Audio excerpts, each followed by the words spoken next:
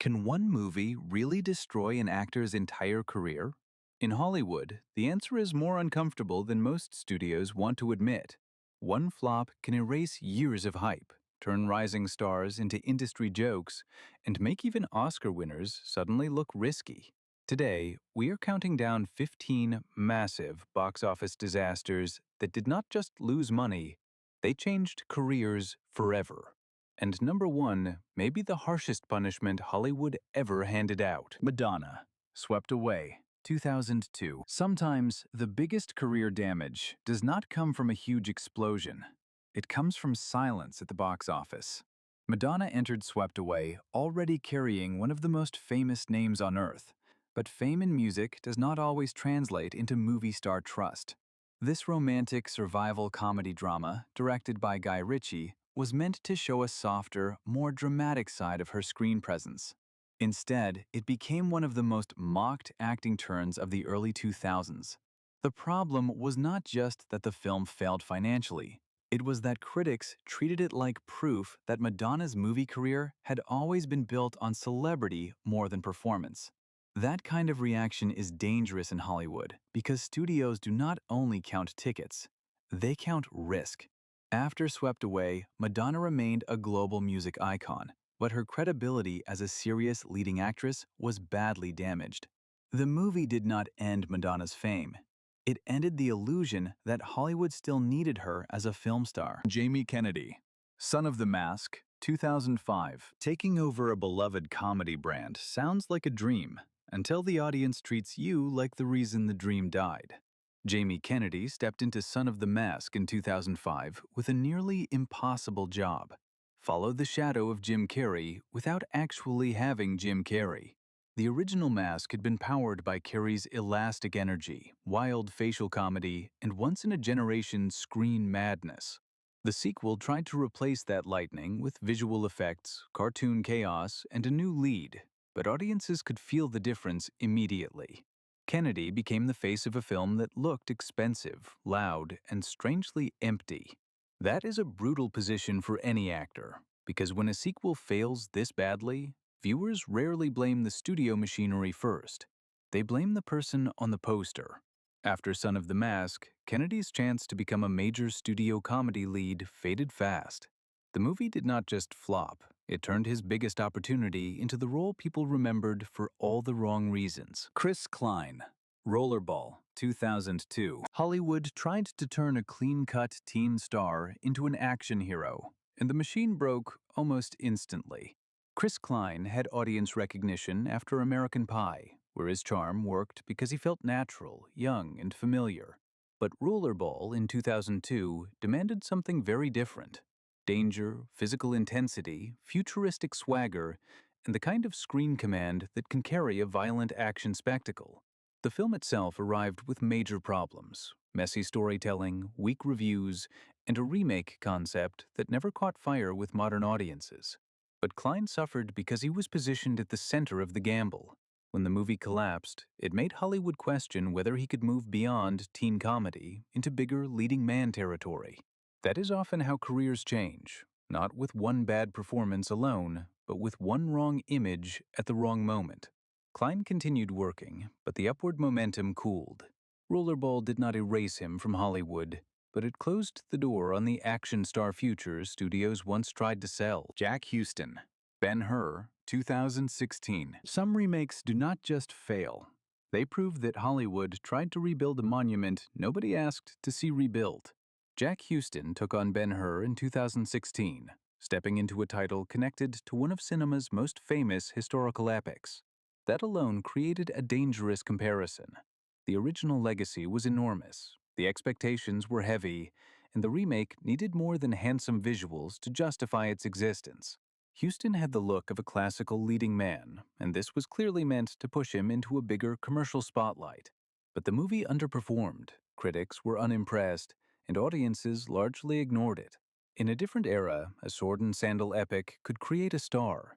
Here, it made Houston look like the center of an expensive miscalculation. The flop did not end his talent or his career, but it damaged the idea of him as a major studio lead. Ben-Hur was supposed to crown him. Instead, it became the kind of grand failure Hollywood quietly walks away from. Charlie Hunnam, King Arthur, Legend of the Sword, 2017. When a studio builds a franchise around you and the first movie sinks, the damage follows your name. Charlie Hunnam entered King Arthur, Legend of the Sword in 2017 with strong television fame and rugged leading man appeal. On paper, it looked like the perfect launchpad. A mythic hero, massive budget, stylized action, and a director known for muscular energy. But the movie was not just trying to tell a King Arthur story. It was trying to build a whole cinematic universe before audiences had even agreed to care. That overconfidence became part of the problem. The film opened to weak response, struggled against its giant cost, and quickly became a warning about franchise planning gone wrong. Hunnam was not the only reason it failed, but he was the face of the gamble. After that, his big-screen leading man momentum never reached the level studios seemed to expect. King Arthur did not destroy his career, but it badly wounded his blockbuster image. The crown was offered, and Hollywood took it back. Dane DeHaan, Valerian and the City of a Thousand Planets, 2017. This was supposed to be the birth of a new sci-fi icon, but it became a beautiful warning sign. Dane DeHaan led Valerian and the City of a Thousand Planets in 2017, a visually massive space adventure with dazzling worlds, strange creatures, and enormous ambition. The film had color, imagination, and scale, but what it needed most was instant audience attachment to its leads. That never fully happened.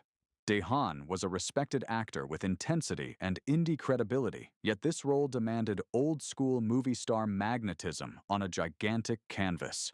When the film underperformed, the industry did not simply see one sci-fi movie failing. It saw a costly attempt to turn DeHaan into a franchise hero that did not connect. That matters because Hollywood rarely gives unlimited chances at this budget level. After Valerian, his path moved away from big tentpole leading roles and back towards smaller, darker, more character-driven work. The movie looked like a universe being born. For DeHaan's blockbuster future, it felt more like a door closing. Armie Hammer on The Lone Ranger, 2013. Nothing damages a rising star faster than being handed a legend and watching the legend collapse under its own weight. Armie Hammer entered The Lone Ranger in 2013 as the polished new face of a giant Disney gamble. The studio wanted another sweeping adventure in the spirit of Pirates of the Caribbean. Strange humor, huge set pieces, a classic character revived for modern audiences, and enough franchise energy to keep sequels alive for years. But the movie arrived bloated, expensive, and strangely uncertain about who it was really built around. Johnny Depp's Tonto dominated the marketing, while Hammer's title character often felt trapped inside someone else's spectacle. That was deadly for an actor trying to prove he could carry a blockbuster. The film's weak box office made him look less like the next major leading man and more like the face of a failed studio experiment. His later public controversies damaged his career far more severely. But The Lone Ranger was the early warning shot. Hollywood had tested him in a massive role, and the numbers gave studios a reason to hesitate. The mask was iconic, but the momentum behind Hammer disappeared fast. Halle Berry, Catwoman, 2004. An Oscar can open Hollywood's biggest doors, but one disastrous superhero movie can make the whole town suddenly nervous. Halle Berry came into Catwoman in 2004 with something most actors dream of: prestige, beauty, fame, and an Academy Award. She should have been entering her most powerful era as a leading actress. Instead, Catwoman became one of the most infamous comic book misfires of its decade. The film had style, leather, movement, and glossy attitude, but almost none of the story strength audiences needed. Berry was placed at the center of a movie that felt more like a confused brand exercise than a real character journey. Critics mocked it, audiences rejected it, and the backlash became bigger than the film itself. The unfair part is that Berry did not lack talent. The project around her simply gave her very little to protect herself with. But Hollywood can be ruthless. especially toward actresses after one public failure. After Catwoman, her path as a major solo franchise lead became much harder. She continued working, but the unstoppable post-Oscar momentum was damaged. The movie did not erase Halle Berry.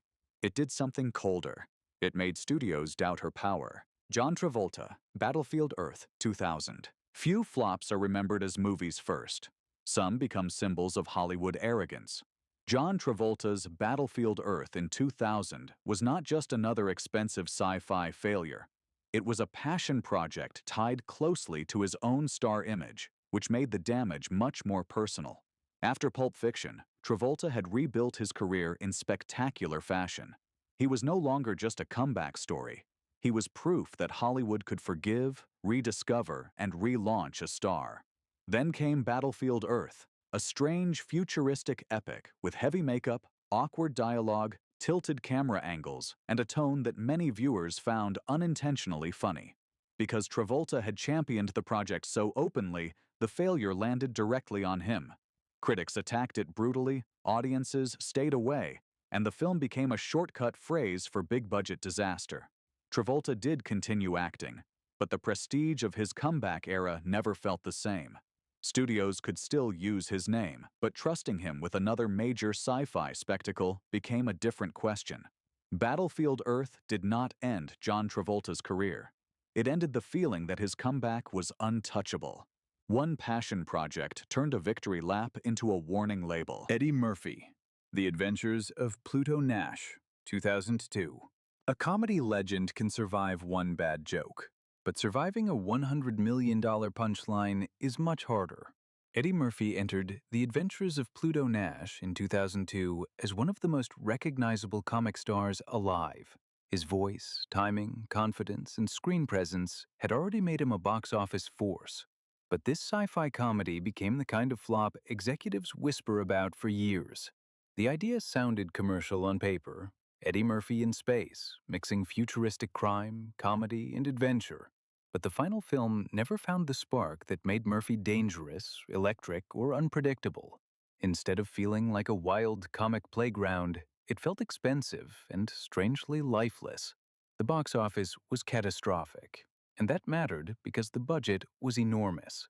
Murphy was not finished, of course. Shrek helped protect his star power, and he later found other successes.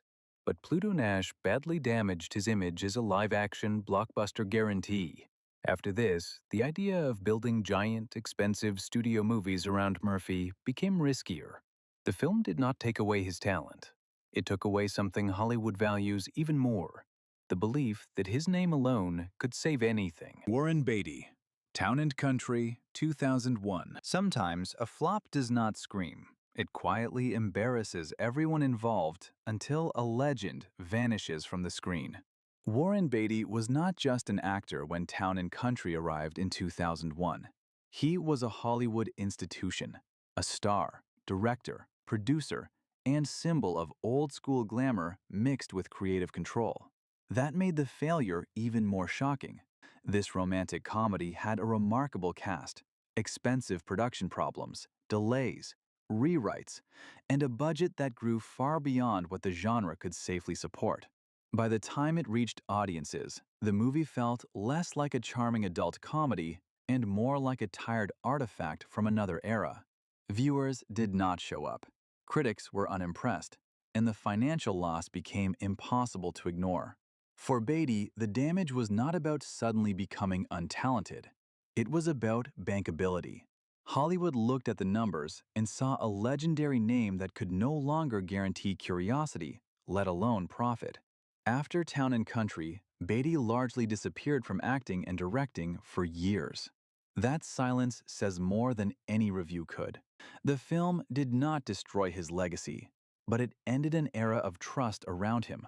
Hollywood royalty had finally looked expensive and outdated. Mike Myers, The Love Guru, 2008. Comedy careers do not usually collapse in one weekend, but this one came painfully close. Mike Myers entered The Love Guru in 2008 with the kind of reputation most comedians spend a lifetime chasing. He had Wayne's World, Austin Powers, and the voice of Shrek behind him. which meant audiences expected weirdness, confidence, and quotable absurdity. But the Love Guru felt different from the start. Instead of landing as a sharp new comic character, Guru Pitka came across as forced, noisy, and strangely disconnected from the audience's taste. The jokes leaned heavily on awkward wordplay, exaggerated accents, and old-fashioned silliness that no longer felt fresh. Critics were brutal, but the real wound came from the box office. Viewers simply did not show up in the numbers needed to protect Myers as a live-action comedy king. The flop became a public signal that his brand of humor had lost its automatic power. After that, Myers stepped away from live-action starring roles for years, and the silence became part of the story.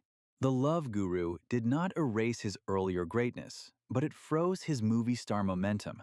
Hollywood still remembered Mike Myers as brilliant, just no longer safe to bet millions on. Taylor Kitsch, John Carter and Battleship, 2012. Hollywood tried to manufacture a new action star, then accidentally gave him two sinking ships in the same year. Taylor Kitsch entered 2012 with everything studios love: strong looks, television fame from Friday Night Lights, and the kind of rugged screen presence that could be shaped into a franchise hero. Then came John Carter, a gigantic Disney sci-fi adventure with huge world-building, expensive effects, and expectations so high that anything less than a phenomenon felt like failure.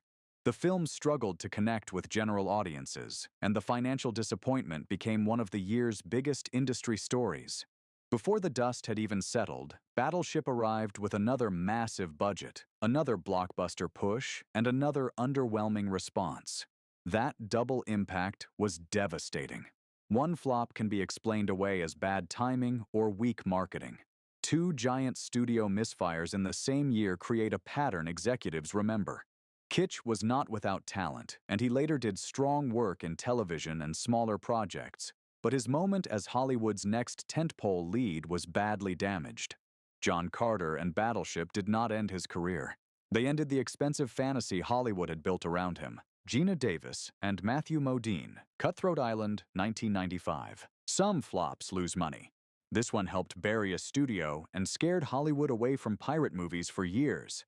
Cutthroat Island in 1995 was supposed to be a swashbuckling spectacle with romance, danger, sword fights, treasure, and old-fashioned adventure. Instead, it became one of the most infamous box office disasters in film history. Geena Davis had already proven herself as an Oscar-winning actress with intelligence, charm, and presence, but this film placed her at the center of a massively expensive gamble that audiences rejected. Matthew Modine, playing the romantic adventure lead, was also caught in the blast. The movie's huge budget, weak returns, and chaotic reputation made it more than just a disappointment. It became a Hollywood cautionary tale. Davis took much of the public damage, even though the failure was not hers alone. Modine also saw his mainstream leading man path shrink after the film. The cruel part is that the movie's ambition was obvious. It wanted to revive a classic adventure genre with a bold female pirate at the center. But Hollywood often punishes ambition when the numbers collapse. Cutthroat Island did not simply flop. It turned two capable stars into symbols of a financial disaster no executive wanted to repeat. Elizabeth Berkley, Showgirls, 1995. The harshest career punishment on this list may belong to an actress who took the biggest risk of her life and paid for it almost alone. Elizabeth Berkley entered Showgirls in 1995, trying to escape her clean television image from Saved by the Bell. On paper, it looked like a daring transformation, a major director, a provocative Hollywood story, and a lead role designed to announce that she was no longer just a familiar sitcom face. But the film arrived like a storm. Critics attacked the performances, the tone, the dialogue, and the excess. Audiences were confused, the box office disappointed, and Berkley became the easiest target in a much larger machine. Over time, Showgirls gained cult status, with many viewers re-examining its satire and exaggeration. But that later appreciation did not protect her in the moment. Hollywood can be especially unforgiving when a young actress fails publicly while trying to reinvent herself. Instead of opening doors to serious leading roles, the film made studios pull away. Berkeley continued working, but the major movie star future she was chasing never truly arrived. That is why Showgirls stands at number 1. It did not just damage a career. It became a reminder that Hollywood often punishes the actor on screen more than the system behind the flop. So the next time Hollywood sells a movie as the next big thing, remember this list. Behind every red carpet smile is a gamble, and sometimes one bad weekend can change everything. These flops did not just lose money, they reshaped reputations, buried momentum, and proved one brutal truth. In Hollywood, failure has a memory longer than fame.